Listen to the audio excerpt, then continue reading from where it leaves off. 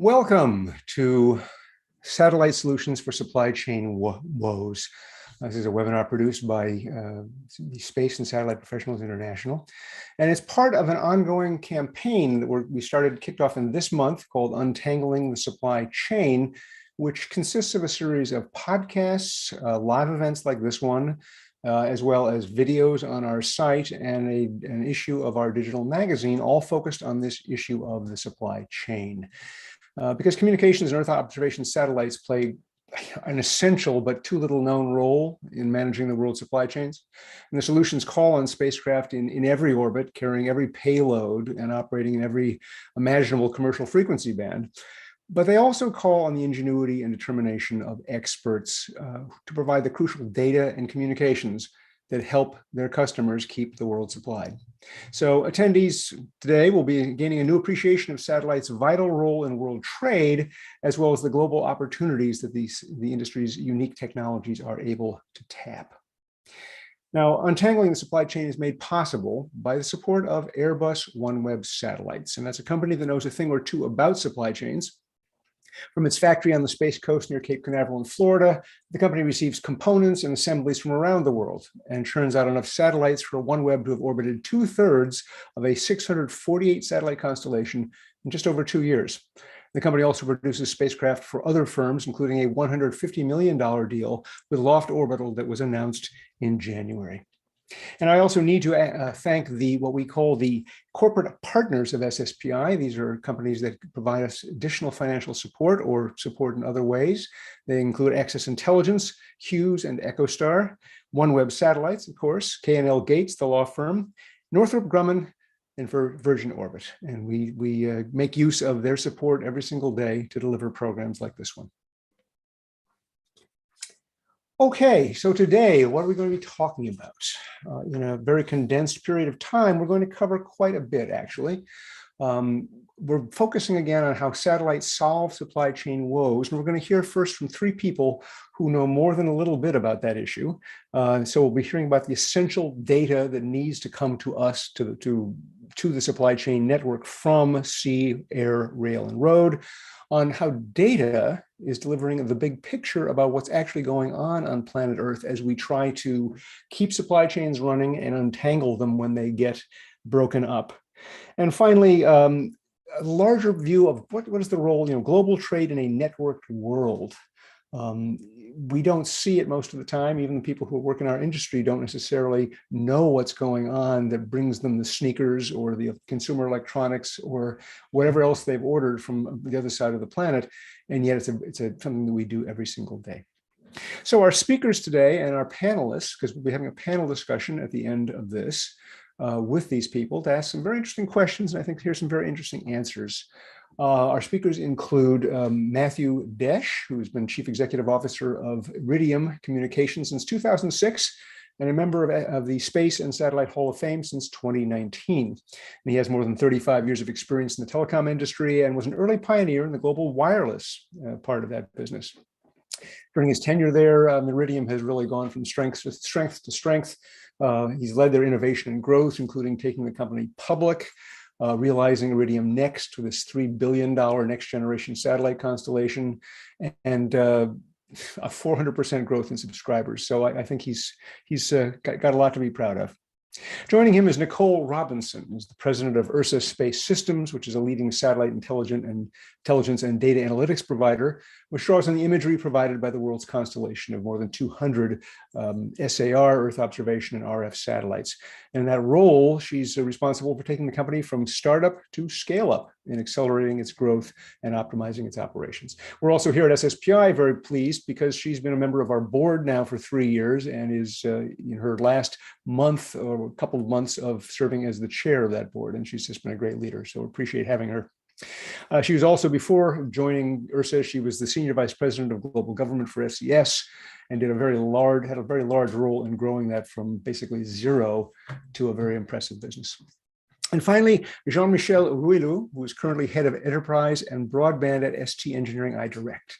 And there he's responsible for the company's strategy for enterprise, focusing on energy and banking and consumer broadband. Before that, he spent some time at the service provider ITC Global, as their executive vice president for maritime. So he knows how this industry works, both from the service and the technology point of view. So we're going to turn first to hear for a few minutes from Matt Desch to talk to us about what is that essential data that needs to travel from sea, air, rail, and road, and how does it get there? So Matt, over to you. Robert, how are you? Very well, thank you. Thanks for having me, and I appreciate the topic today. It's very important, and satellite does have a very important role. As you mentioned, we've been in business really in low Earth orbit now for 24 years. With a second generation network, and like lots of the companies who joined us here recently, companies like OneWeb, like SpaceX and others, who are launching lots of satellites to do what I would call kind of generic broadband, large satellites, lots of bandwidth, delivering to things that are fixed or on the move.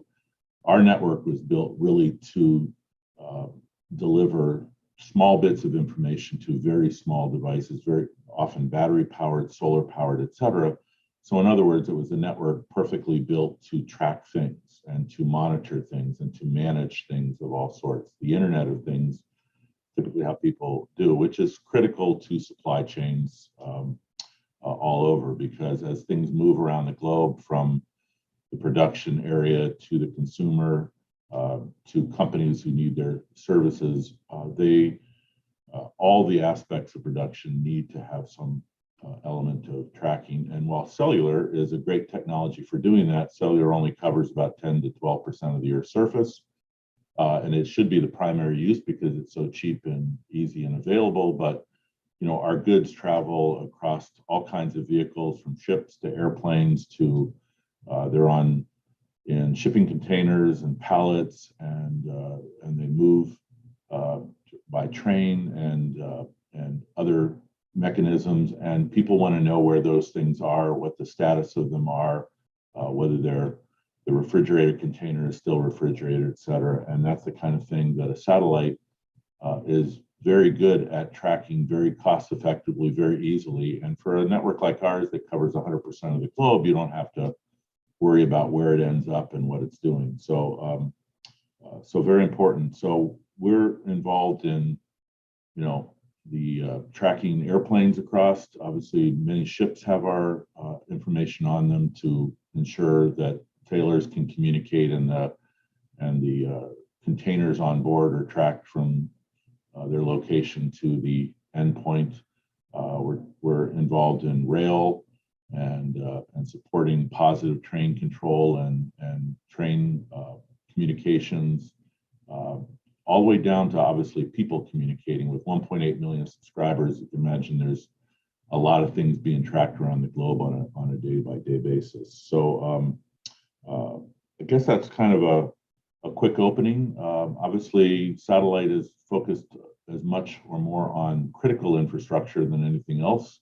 We're not necessarily mass market that every device, every package, every container has our systems on there. But I think as capacity and as more and more systems come on board, certainly our system, I mean, one of the fastest growing area for us right now is unmanned aerial vehicles, drones, package delivery, things that might deliver vaccines to critical locations, which obviously is a critical supply chain as well. So glad to interact on this in a little bit more as we get the panel open here too.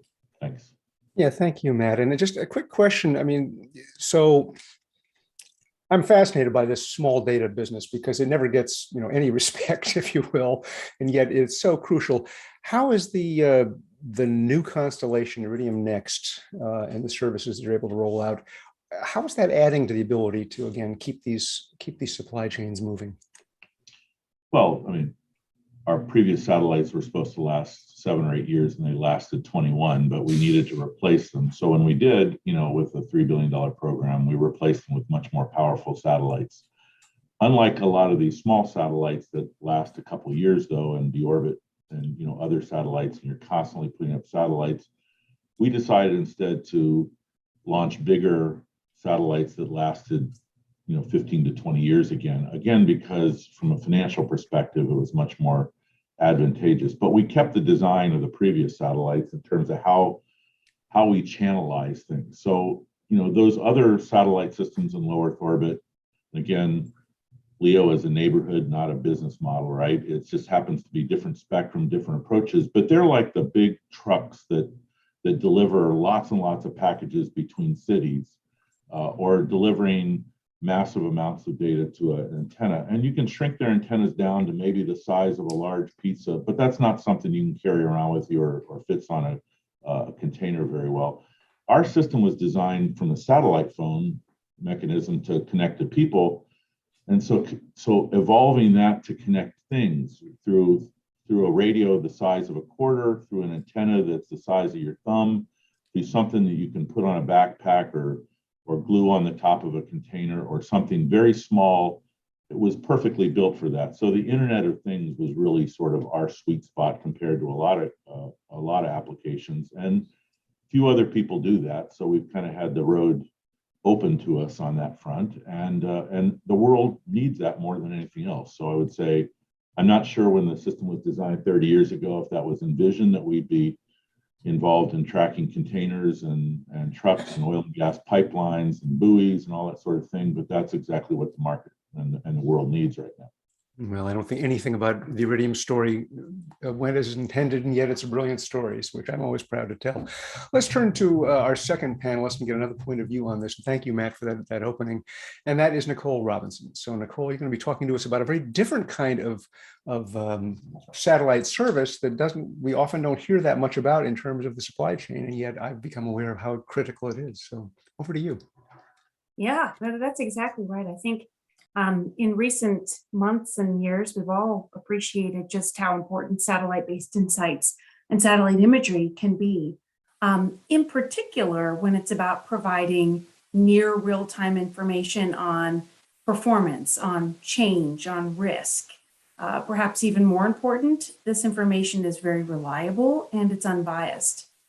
So if we take the context of supply chain, the real superpower of geospatial technologies and satellite intelligence, satellite imaging, including a host of different modalities. This could be SARS, you mentioned earlier, Robert, synthetic aperture radar, optical, even RF mapping.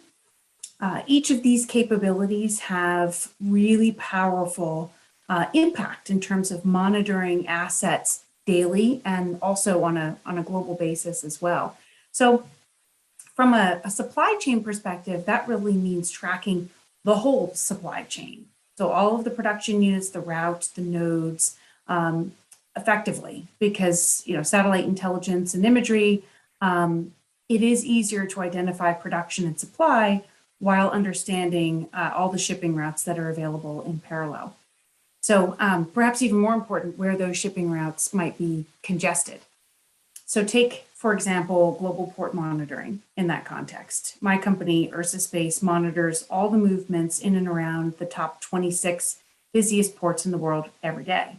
So this allows our customers to understand where are they at the highest risk of idle time at port. That's going to cost them time. It's going to cost them fuel. So how best can they take that satellite intelligence and optimize their route, taking that high port traffic area into account? If you layer that sort of logistical input with some of the supply reports, for example, more significant movements in, say, oil or auto manufacturing and where that major supply is heading, where that epicenter of supply can be planned several weeks in advance for commercial shipping, for example, or for the oil tankers, and they layer that with that port congestion data as well, they can really do some impactful things. They spend a little with us in terms of the satellite intelligence reports, and they save an awful lot. So we've used similar capability for a whole range of different projects, detecting flood level change during Hurricane Ida, tracking port impact when a ship was blocked more recently by the Suez Canal, reporting new and unreported construction on a pipeline right of way, We actually have some of those case studies that are on our website as well at ursaspace.com. Pretty interesting to kind of dive deeper into that rather than just mention it at a high level blush here.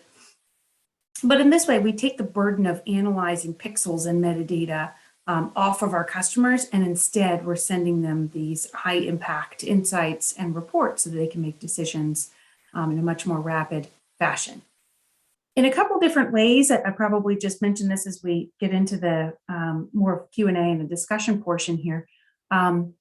For supply chain logistics and understanding that the context of where the moving pieces really can have greatest impact, satellite-based intelligence and insights really are ideal for a couple of different reasons. So if we think in terms of scope, the supply chain crisis that we have right now it's really a global crisis. So any solution must cover the whole world. The nice thing about satellite data is it does exactly that. From a cost perspective, usually our customers are pleasantly surprised to hear that global monitoring doesn't come with a prohibitive price tag. And as I mentioned, even in the case of commercial shipping, they spend a little bit with us, they save an awful lot from a cost perspective in the normal course of operations. Pattern of life is probably the last area I'd mention in that context, and you probably heard that expression quite a lot, but basically this is the ability to train an algorithm on satellite imagery to detect anomalous behavior over a particular site. And in that way, you can really hone in on what matters and what will have the greatest impact on your particular aspect of supply chain. Yeah, so thanks for the opportunity to participate. I think it's a really exciting and dynamic topic, and a place where satellite imagery and intelligence has an awful lot to contribute. Well, it does. And one of the great things going on right now is that the Earth observation pretty much used to be a government and military market. And because of these applications, these abilities to turn, just pictures into data, the options are expanding tremendously. So adding a lot of value. Let's turn to our third panelist to just give us a little bit of an introduction on the issue of global trade in a networked world. And he is Jean-Michel Rouillou. I had to ask him how to say that. Says I hate messing up people's names. I hope I'm doing okay. Jean-Michel, that would be fine. Well, Jean-Michel, over to you. Thank you. Thank you, Robert. So thank you for inviting us, indeed. So a quick word. I think we are a little bit different than Matt or Nicole, in the sense that we build equipment that are used by service provider and satellite operators to deliver satellite communication. So as you may know, ST Engineering iDirect is a global company. We have deployed close to 5,000 hubs around the world and more than close to 500,000 terminals. So basically, today, the industry is relying a lot on satellite communication. And I'm giving you three examples. And I think examples that are very, very interesting in the sense that they are touching industry that have been around for a long, long time, but have been gone through downturn, significant downturn, and now they are at the top of the spear in trying to address this supply chain issue. So let's start with, for example, mining. Mining has gone through difficult time, investment were low, and now with the explosion of the electrical vehicle, the explosion of the use of chipset, some metals, some minerals are getting rarer and rarer and more difficult to find. So more investments are going to mining. But now you have to follow those investments with services, and they need more technology on the site. They need automated device, they need remote control. And so they need very high bandwidth, a lot of capacity, satellite capacity, and then or communication capacity. And then if you look at it, the only way you can deploy quickly and effectively connectivity in the middle of nowhere, this is satellite. There is only one solution for the mining industry. And then more importantly, all the technology that was deployed in the past were not used 100%. Now we just kind of turn off the pipe, and then they get the bandwidth they need to do all the things they can't afford to do again. Another example in that is the energy sector. for the last, until I would say the COVID crisis, the energy sector investment were pretty much down, okay? So investing in the oil and gas and exploration was not exactly the most fashionable investment you can do. But today now, we see the price of Brent or the barrel, when you see the needs for more and more gas and more oil around the world, then the money is pouring back up into the exploration. But once again, they need to mobilize very quickly. They also have problem with recruiting people, training them, getting them ready for job, because this is a dangerous, very complex job to do. So they need more remote control, they need more automation, so they need more bandwidth. And also they operate in the middle of the sea, they operate in the middle of the jungle. So if you look at it, the only solution for them to get this increase of capacity, to get access to this flexibility of deploying network very quickly overnight in some cases, its satellite is also the only solution. So to address all those, access to more oil and delivering more access to the oil to the world, the investment that these exploration oil and gas companies are doing in satellite is critical to deliver more products to the market. And last but not least, and I think both Matt and Nicole touch on that, is the commercial shipping. But I'm going to see it more on the human side of it than the tracking the container. What I mean is, if you have seen some of the picture of Shanghai port, for example, you see those hundreds of ships turning around or idling in front of the port because they can't access, they can't unload. So you have crew that are stranded in those boats for weeks, thanks to satellite communication and the fact that some of them had satellite on board and now they just can't, because of crew welfare and everything, then the ship owner are agreed to increase the bandwidth. You can do it remotely. You don't need to send people on board. And thanks to satellite, the capability of increasing the bandwidth and giving them access to the internet, faster internet, or streaming and everything, make their life a little bit easier when they are stuck in those boats for weeks at a time. So this is, I would say, the world of the market, or three examples on the market where satellite is critical to make sure that the supply chain is coping with the needs of the market. And as far as we are concerned, as ST Engineering Indirect, also this crisis has kind of not opened our eyes, but decided us to go maybe a little bit faster in some of the investment we had planned. Because one of the things that we find out is that the satellite is important. When you get on the order list, if you want, you usually get delivered after the auto industry, after the government and the army, after the consumer market. So when we get the chipset for our modem, it's maybe often late. So what we are being decided to do in ST Engineering Indirect, and it's not, that was already in the pie, but that's kind of making a more focus on it, is to move from an hardware environment to a software environment. What does that mean? That means that our modem will run on standardized hardware. Could be x86, Intel based, or FP, field programming array. It could be any standardized equipment that suddenly will become more available to us. Same for our hub. Rather than having our own dedicated hardware, we will run our hubs in the cloud. And then we have agreements with big service cloud providers to do that.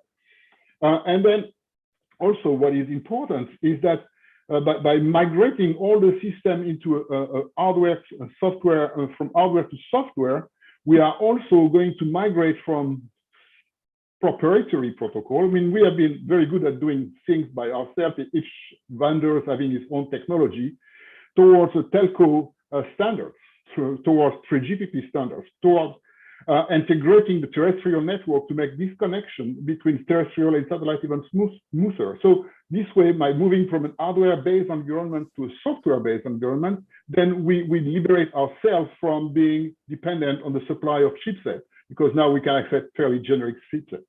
And last but not least, ST Engineering Indirect is lucky to have its own manufacturing center in Europe, which help in the distribution channel and access to the equipment. Well, it certainly does, and boy, your competitors are really going to hate you. I want to call out one thing I appreciate you're saying. I hadn't really appreciated this because you're right. The markets that satellite typically serves have been suffering from underinvestment for years, and Exactly. the idea that the communication services and the information services that we're providing are actually going to make that investment, be more productive. That's a pretty powerful case. So thank you, Jean-Michel. I have to take a pause for one moment to do a bit of a briefing for our listeners on a new project of ours, which we're calling Space Business Qualified.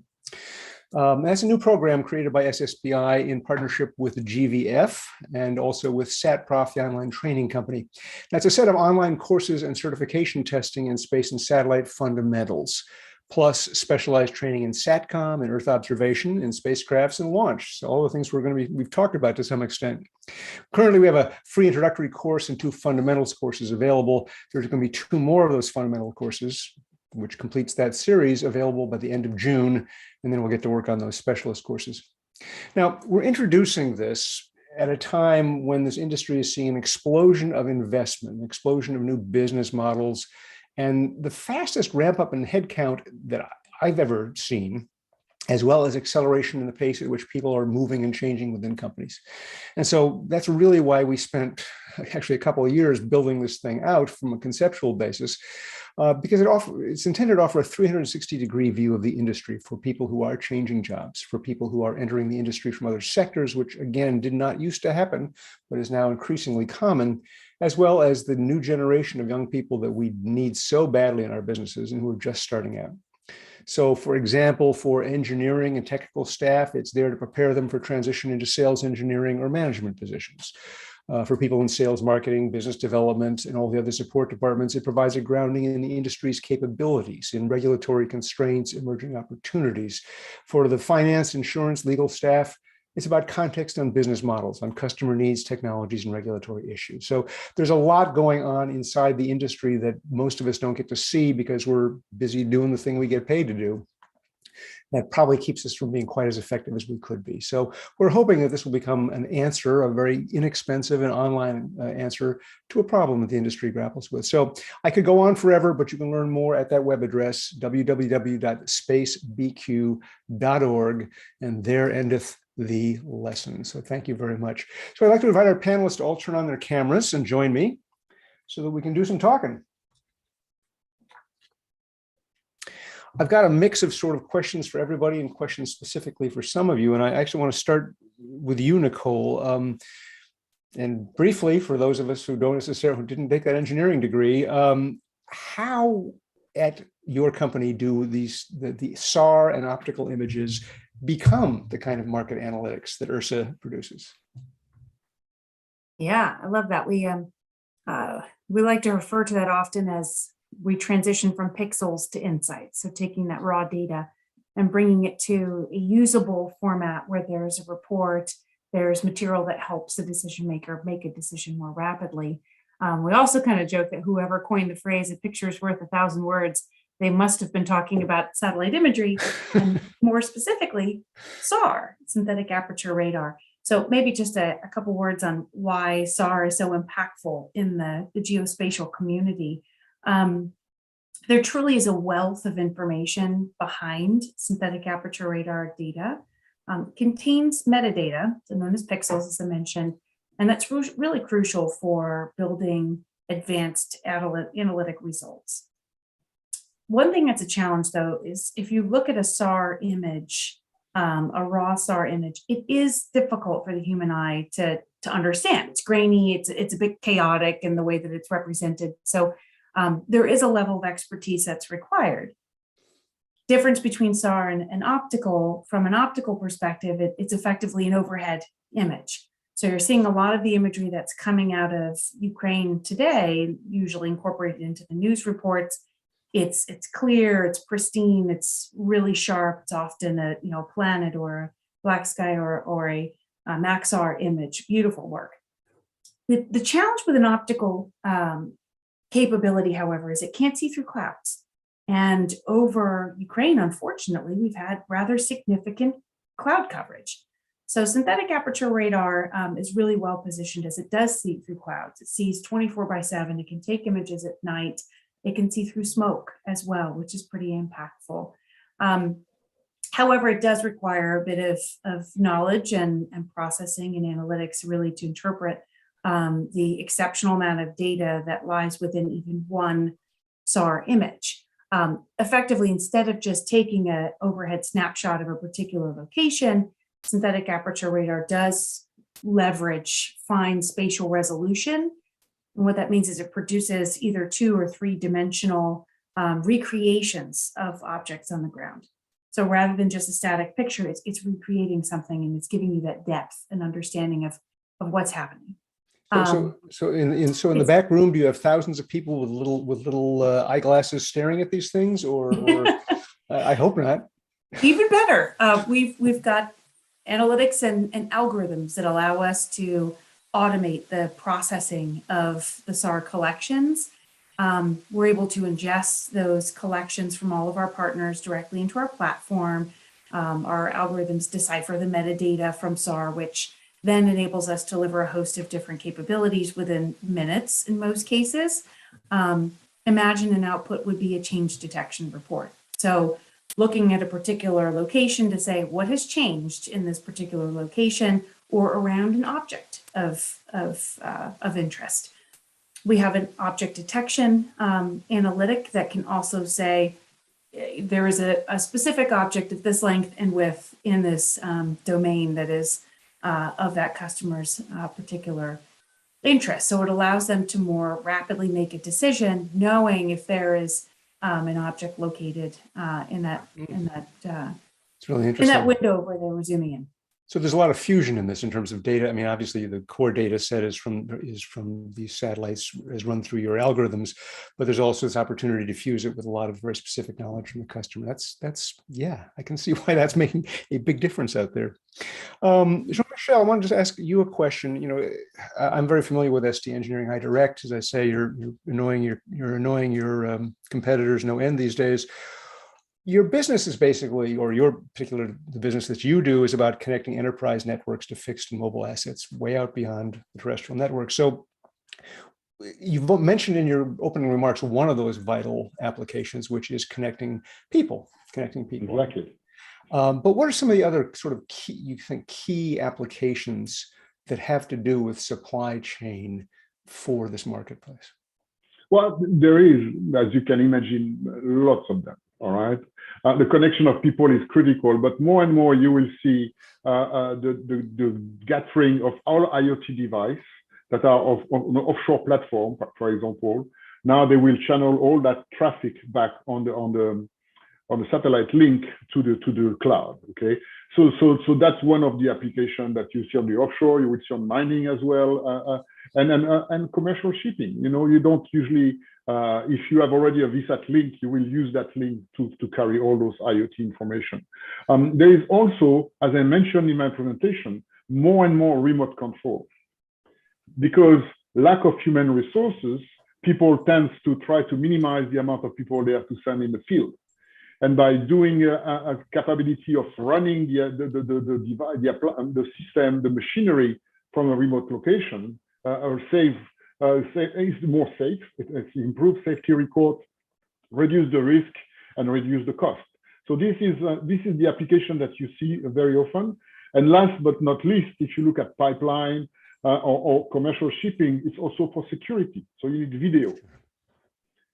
Pirate attack, it's better to have a video image of what's happening.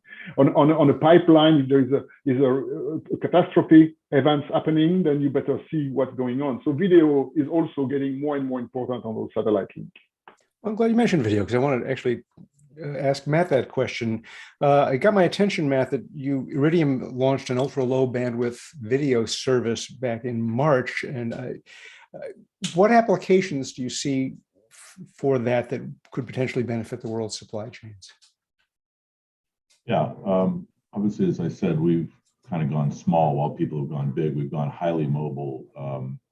Jean-Michel was talking about taking video of like oil and gas pipelines or on shipping, but typically you need quite a large system for that with very high bandwidth. I mean, we're all used to We all know that big video truck that CNN has on site, to beam information up. But what if you could boil that down into something the size of your hand that you could easily take with you that was battery powered? Think about a GoPro camera anywhere on the planet that could send information very efficiently through a very small device to anywhere you need to. Then you can start thinking about security applications, protecting remote locations. You can think about search and rescue. You can think about inspections for, your oil and gas pipelines. You can actually fly a drone down the side and take a look at very specific information, not have to send people out to dangerous areas.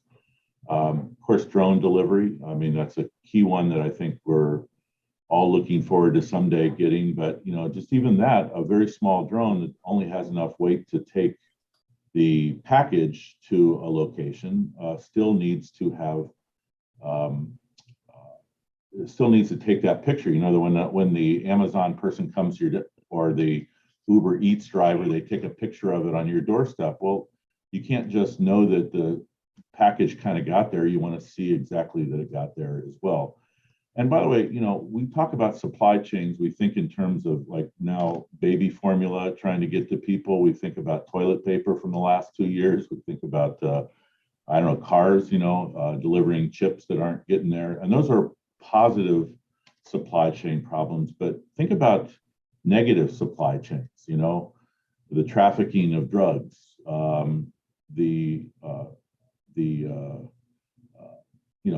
ivory, from animals poached in some ways. Now that's not something we want to support, but satellite can play a very important role in disrupting a supply chain, just like it can support improving a supply chain. So for example, if you can do low resolution video, think about game cameras that can protect wildlife in a remote place. You can see, animals and how they're doing. It's the same way with, things like, the drug trade. You could have sensors in critical locations and stuff and see if someone is going by those critical supply routes, and then you know what to do about them. Or you could put a camera on a remote airfield or something, and if movement is triggered or something, you'd be able to see what was really moving. So, I mean, video, our eyes don't deceive us. Nicole's stuff takes pictures from space. You want pictures close up too. And so satellites give it a chance to transfer that information around the globe. Really remarkable. It's really remarkable. The question about each of your companies. Okay, the story is, coming up over and over again that, current supply chain disruptions are doing things like making the chip shortage happen. And companies are responding with tremendous innovation to figure out how to get around that. But I'm just curious, are any of your companies feeling that pinch? I mean, Matt. Yeah, obviously we did. Because we're growing so fast, I have a great supply chain team, and they are, on the phone trying to find those parts that suddenly went from 3 months delivery cycles to 12 months delivery cycles. There was obviously a pinch in Taiwan with TSMC, with those chips, and a fire at another plant, and it affected the global supply chains. In addition to all the people that were ordering stuff and ships stuck in ports and that sort of thing, we've kind of worked our way through all that such that we're delivering to our, we have like 500 partners and almost 700,000 things to deliver to every one of them, and getting those in their hands has become, we've been able to meet the budget, but unfortunately then they ordered a lot more unexpectedly. So darn it. We're getting like 50% more demand than we were expecting. It's hard to keep up with that, but we're just learning to live in this environment. We're learning to order ahead. We're learning to deal with 12-month kind of cycles, and it's a challenge. It's a challenge for every company, and all those 500 partners of ours are telling us, well, thank you for communicating. We're having our own issues. So while we'd like to get more stuff from you, we're having our own challenges getting our stuff together. But it feels like we're working our way through that. I think we got another, 6 months to 12 months maybe before we all have got this all figured out and the supply chains are moving. But demand does complicate it.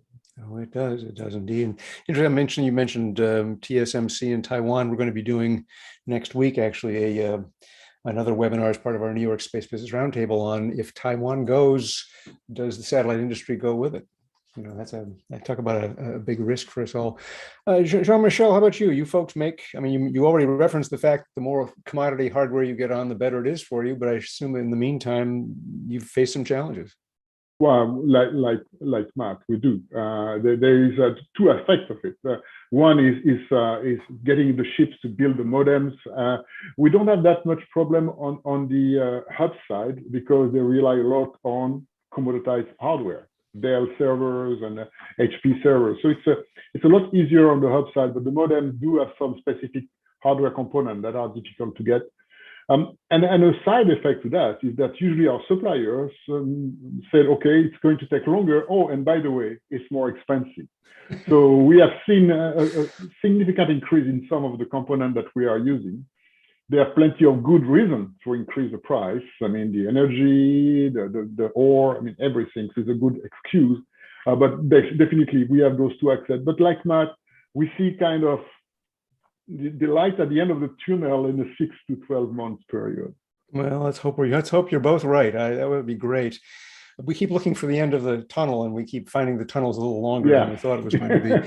Nicole, I want to actually ask you a different question because of one of the things that your company specializes in. You know, we tend to think, Matt has told us now about the idea of negative supply chains, ones that we'd like to suppress. We also know something about the global and very complex positive supply chains, but there's another supply chain that's really important, which is finance, insurance, trading credit, all that other stuff.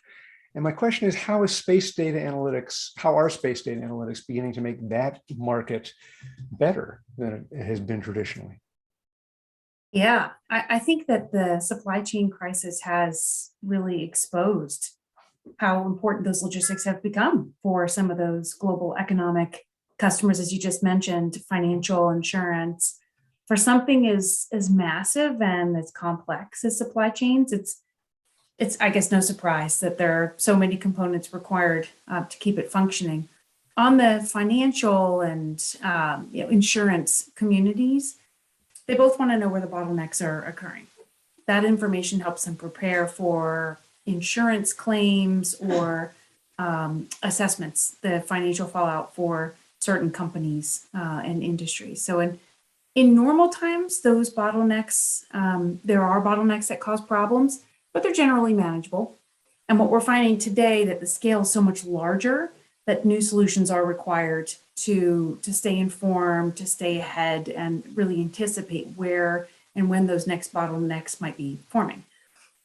So with that being said, there is a huge need from financial institutions and from insurance companies, as you indicated, Robert. And at the heart of that is getting access to better data and insights to help them have those predictive indicators. One of the, I think, more powerful vignettes was an incident that happened last year. It was March of last year when the container ship Ever Given ran aground in the Suez Canal. So there was already supply chain challenges, and this happened. It just exacerbated the situation and caused even more headaches. So in the immediate impact with Ever Given, and every day there were updates on its status with satellite photos that we were seeing in the news. The ship was stuck, in the canal. So the impact certainly went far beyond the Suez Canal. There was a cascading effect. This is where we came into picture. Certainly the broader satellite intelligence domain came into picture. We were able to track, shipping flows that were upended, ships that were diverted, and, be able to indicate where there was correlating port congestion as a result of what had taken place. Really impactful there. I think going forward, continuing to leverage satellite imagery and analytics, we can continue to help our clients monitor for that port congestion activity, help them to make decisions more rapidly. You imagine the insurance community as well. There were so many correlating touch points that happened, not to mention the ship itself, and how they react when a scenario like that might happen. So yeah, really, really impactful time for us to play a role for financial communities as well. It's a huge, I mean, I guess this is, the whole period has been a time when we learned just how we may not like each other anymore, any place in the world, but we're all really connected. Um, I want to just turn to, we're getting toward the end of this. I want to just, before we finish, talk about, again, another kind of supply chain, which isn't, a physical good and it's not money. It's about the fuel that drives our economy. So obviously there's a lot of talk about that. There's a lot of news about that. We've got potentially an oil embargo from the European Union if they can get past their problems with Hungary. We've got the issues of pipelines becoming now critical. I mean, they've always been critical infrastructure, but now we're deciding which pipelines to use or which to build and so forth. So in terms of dealing with those disruptions that are occurring, and I guess let's start with you, Matt. Where are the services that we can get from that small but powerful data system of yours going to help organizations manage these disruptions and uncertainties around the transmission of energy in liquid form or gas form? Well, I think tracking where energy is and how it's being utilized, how efficient the transport of it is certainly a key application of tracking systems that satellites are part of. We've long been used by some of our partners for oil and gas pipeline monitoring. It's really critical. Those things go for hundreds or thousands of miles across long distances outside of any kind of other terrestrial communication to know whether they're going. And while the oil can go on one side, whether it comes out the other side and where it's leaking and where it's going isn't very helpful if you can't be monitoring all along the way. So you can and might even be able to turn something off or protect it against a damage or something. And so you use cellular technology if it exists because it's cheap and easy and pervasive, but it doesn't exist across a whole supply chain like that. And then obviously when it gets to the processing plant and moves through processing and onto trucks, knowing exactly where those trucks are and how they're going to be has been a key function, because that's a truck worth potentially hundreds of thousands of dollars. And is the driver moving too fast? Are they on their cell phone and texting? If they spill, it's a couple $100,000 cleanup. So worth maybe spending $30 a month to track exactly where it is, and not just where cellular is, which is a lot of roads, but the driver knows that they can speed during places where there is no cellular, and that's not healthy. So I think the technology plays a role, across the whole energy chain. Obviously, Jean-Michel talked about mining, talked about we're on solar farms right now. It's hard to believe those giant systems. Those are data producers. You want to monitor and manage, and you see the one fixed up there, and the other ones they're in remote locations on mountaintops where wind is or up. You need to connect to those things. Everything needs a real-time connection, which satellite's great for. Yeah, absolutely. It's I recently learned about corrosion monitoring and how it's done using a very old technology that still works nicely, but the issue is how do you keep from having to have staff walk up and down that pipeline? And this is where connectivity makes the difference. Yeah. Jean-Michel, what I mean, in terms of that, I just keep thinking about the Europeans grappling with the idea that they're certainly going to have to import huge amounts of oil and natural gas potentially that they never had to before, and how on earth, from a supply chain standpoint, and how we can help that supply chain actually succeed as they gradually ramp that up. Well, I mean, as I mentioned in the presentation, I think that my discussion is the energy sector has been kind of underinvested for the last 10 years, at least. A lot of projects on the shale oil, for example, have been canceled in Europe. And so the catch-up is not going to happen overnight. It is not going to happen. The advantage of the satellite technology is that it brings them the bandwidth that even in the past they didn't require. If you see the average consumption of a offshore site, for example, moved from 4 meg by 2 to now they are asking for 20 by 10. And so we can help them provide that capability. And fortunately, we cannot help them drink much faster than they do, and nor that they improve their finding ratio. So it's an extremely good question, and I think Matt, with his observation, his IoT world, is a kind of on a short term has more impact than the traditional satellite high bandwidth, high throughput technology would have on this supply chain issue. We do also use this technology for IoT gateway and things like that, but it's very important. As you mentioned earlier, in the past, they used to send a guy with a jeep along the side of all the pipeline, and now they've been replaced by a very cheap component that is put somewhere on the pipe. So this is changing, this is evolving. You also see more and more in the oil and gas what they call digital twin, meaning that they have a reconstruction of the remote site in a computer, so they can do preventive maintenance, they can do react. I mean, they listen to vibration in the wall, for example, to see if the pump, because the first thing that hits a pump is the vibration. So when you start looking at the temperature and everything, it's usually too late. But if you listen to the vibration and the sound, then you can get a couple of days or weeks ahead and prevent the effect. So in that sense, we help them keeping their tools operational and effective. Helping them finding more oil and faster. I wish I could do that. It's okay. It's really just there's a lot of product out there already. It's just in the wrong places, which is basically the supply chain issue. Nicole, again, there's going to be a lot of changing up coming in our energy picture. What are the companies, the traders, the governments involved going to need to know that your company can tell them? Yeah, I think you pointed to it, that potential ban, in some cases, the ban of the purchase of Russian imports, especially oil, it is having a major impact on the energy flows around the world. And I think, it's clear that the EU members are looking far and wide for alternative sources to replace that supply. So at the same time, there are buyers out there still willing to stay with Russian oil.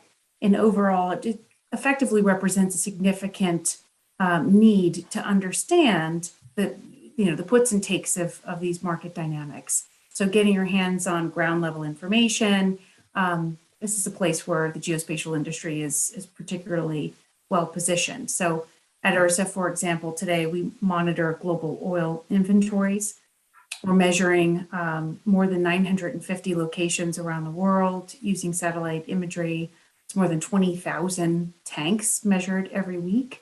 So it really gives a comprehensive view of global inventories, which can have a really meaningful impact from a global landscape, but also for some of the financial stakeholders who have an interest as well, as you just mentioned, Robert. Yeah. It's this. I don't know. You probably, since you deal with this every day, you don't see the inspirational quality of this. But I walk away from this thinking, my gosh, things are a lot better than I thought they were, because we've got this what we call at SSPI, this invisible but indispensable infrastructure operating 24/7 all around the world, keeping things from falling apart on us more than they otherwise would. So I wanted to take a moment to thank you, Nicole, to thank you, Jean-Michel, thank you, Matt, very much for taking the time, sharing some of this insight and views with our audience, because we all think we know a lot about how this industry works, and I find over and over again that we only know this little piece of it, and it's helpful to see how it all connects. Coming up next on Untangling the Supply Chain in this campaign, which will run through this month and into the very beginning of June, we'll be doing a podcast version of this Satellite Solutions panel, so that if you want to load it up and drive with it, or put it in your digital device that you can carry around with you, or share it with somebody, you'll be able to do that. And then following on Wednesday, May 18th, I'd already mentioned this, the New York Space Business Roundtable, which we've been doing every month now since September, has going to have a very, very interesting topic. If Taiwan does commercial space, not to mention a lot of other technology companies go with it. And of course, we're referring to the sudden awareness that we all have of the huge vulnerability of that nation off the coast of the Republic of China, and our fears and concerns about what could happen in the future there. So I want to thank you very much for joining us here on Untangling the Supply Chain. Look forward to having you join us in our next webinar. And again, thanks to our panelists. Be well. Thank you, Robert. Bye-bye. Thanks, Robert. Thanks, everyone.